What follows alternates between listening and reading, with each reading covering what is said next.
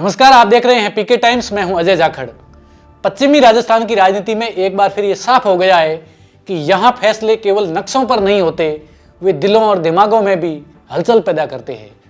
बाड़मेर और बालोतरा जिलों की सीमाओं में किए गए हालिया पुनर्गठन ने पूरे क्षेत्र को सियासी उबाल पर ला दिया है। यह अब महज एक प्रशासनिक आदेश नहीं रह गया है, बल्कि जनता की सुविधा, पहचान और भविष्य की राजनीति से जुड़ा संवेदनशील सवाल बन चुका है। इसी विवाद के केंद्र में आकर खड़े हो गए हैं कांग्रेस के वरिष्ठ नेता और पूर्व मंत्री हेमाराम चौधरी, जिनकी भूमिका ने एक बार फिर ये मैच छेड़ दी है कि राजनीति में असली चेहरा कौन है और कौन परिस्थितियों के हिसाब से गढ़ा गया है। राज्य सरकार के आदेश के मुताबिक बालोतरा जिले से बायतू को हटाकर बाड़मेर में शामिल किया गया है, जबकि गुड़ामालानी और धोरीमन्ना को बाड़मेर से अलग कर बालोतरा जिले में जोड़ा गया है। 2 साल पहले ही बाड़मेर से अलग होकर अस्तित्व में आए बालोतरा जिले की सीमाओं में इस तरह के फेरबदल ने स्थानीय लोगों को असहज कर दिया है। गांव कस्बों में चर्चा है कि यह फैसला विकास या प्रशासनिक सुविधा से ज्यादा आगामी परिसीमन और चुनावी गणित से प्रेरित है। यही कारण है कि इस पर प्रतिक्रिया सिर्फ राजनीतिक गलियारों तक सीमित नहीं रही, बल्कि आम जन की बातचीत का हिस्सा भी बन चुकी है। इसी फैसले के विरोध में धोरीमन्ना में हेमाराम चौधरी का धरना पिछले 4-5 दिन से जारी है। इस धरने की खास बात यह है कि यह किसी एक पार्टी का औपचारिक प्रदर्शन नहीं दिखता, बल्कि धीरे धीरे जन सरोकार से जुड़ा आंदोलन बनता जा रहा है। बड़ी संख्या में स्थानीय लोग इसमें शामिल हो रहे हैं। धरना स्थल पर हेमाराम चौधरी की भाषा में आक्रोश भी है और भावुकता भी, और यही मिश्रण अब सरकार के लिए असहज स्थिति पैदा कर रहा है।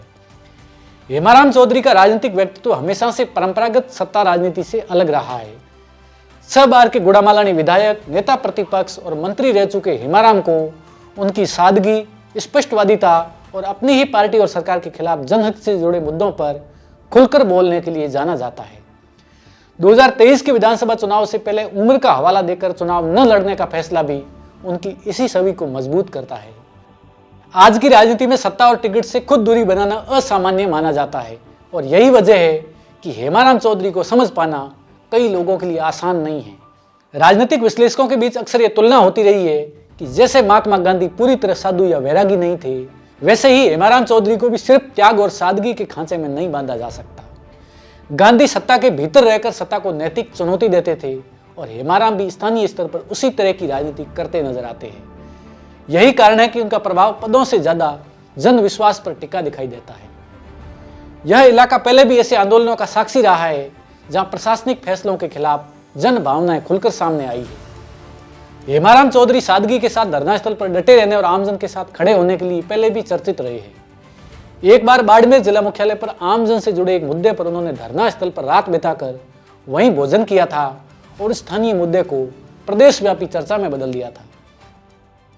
हाल ही में अपने स्वर्गीय बेटे की स्मृति में निर्मित वीरेंद्र धाम के प्रतिभा सम्मान कार्यक्रम में बोलते हुए उन्होंने खुद के कामकाज की समीक्षा करते हुए कहा था कि एक विधायक और पूर्व मंत्री के तौर पर उन्होंने अपने क्षेत्र में कई सरकारी छात्रावास बनाए, लेकिन आज उनकी स्थिति बेहद खराब है। जनप्रतिनिधियों में अपने ही कार्यों की ऐसी सार्वजनिक समीक्षा करने का साहस कम ही देखने को मिलता है। हेमाराम का यही नैतिक साहस, ईमानदारी और स्पष्टवादिता उन्हें जनता के बीच खास बनाती है।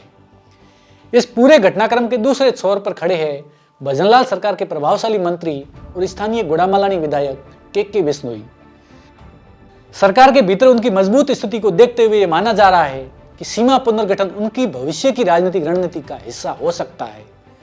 खास बात यह है कि सीमा पुनर्गठन से पहले एक कार्यक्रम में बोलते हुए मंत्री के बिश्नोई ने कटाक्ष भरे अंदाज में कहा था, हम कुछ ऐसा बदलाव कर रहे हैं कि ये कांग्रेसी दांतों के नीचे उंगली दबाएंगे कि आखिर ऐसा हो कैसे गया। अब इस बयान को सीधे सीधे सीमा पुनर्गठन से जोड़कर देखा जा रहा है, जिससे विवाद और गहराता जा रहा है। वहीं हेमाराम चौधरी ने हाल ही में धरना स्थल से एक मीडिया डिबेट में भाग लेते हुए भावुक और आक्रामक अंदाज में कहा, सब कह रहे हैं बहुत अच्छा हुआ, बहुत अच्छा हुआ, तो हम भी कह देंगे बहुत अच्छा हुआ, लेकिन जो हुआ है वो सबको दिख रहा है। धोरीमन्ना के किसी गांव के एक आम आदमी के लिए बाड़मेर 50 किलोमीटर है और बालोतरा 150 किलोमीटर। अब क्या अच्छा है और क्या बुरा, ये सबके सामने है। उन्होंने आगे कहा, देखते हैं आगे आगे होता है क्या, जिंदा रहे तो हम खुद खेल देखेंगे, नहीं तो दुनिया तो देखेगी। इतना आसान नहीं है कि हेमाराम पीछे हट जाएगा। यही बयान इस आंदोलन की दिशा और तीव्रता का संकेत दे रहा है। अब सवाल केवल यह नहीं रह गया है कि बाड़मेर या बालोतरा की सीमा कहां तय हो गई। असली सवाल यह है कि फैसले जनता की सुविधा के आधार पर होंगे या राजनीतिक गणित के हिसाब से। हेमाराम चौधरी का आंदोलन इसी सवाल को बार बार सामने रख रहा है। उनकी मौजूदगी इस मुद्दे को फाइलों और सरकारी आदेशों से निकालकर सड़क और समाज से जोड़ रही है। बाड़मेर बालोतरा सीमा विवाद ने एक बार फिर यह साबित कर दिया है कि पश्चिमी राजस्थान में राजनीति सिर्फ सत्ता की नहीं, भरोसे की भी होती है।